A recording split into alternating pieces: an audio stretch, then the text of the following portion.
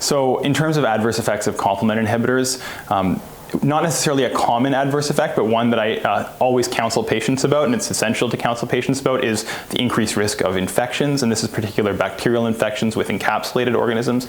This is because the complement system is really essential in the immune system's response to these sorts of pathogens, and so we know the relative risk is significantly increased compared to the general population in patients on complement inhibitors.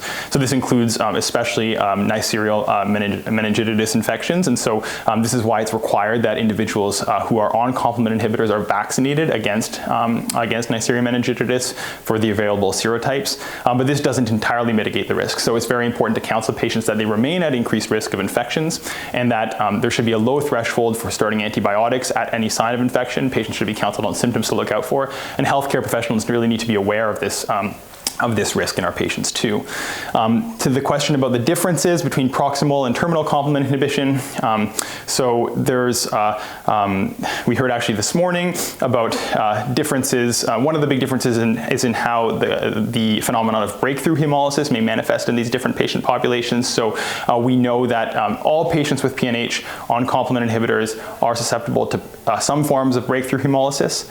So this can include, we heard about pharmacokinetic breakthrough hemolysis. Pharmacodynamic breakthrough hemolysis is one that's especially challenging to manage, and this is when there's some sort of complement activating condition that's able to overcome the complement inhibition that's from the drug.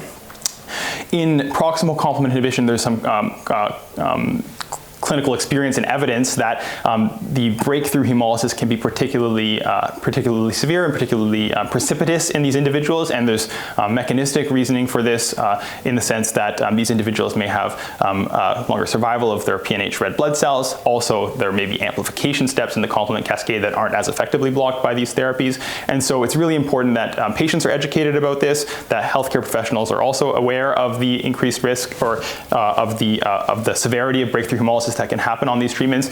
And this is another area where we need more evidence on how to best manage these.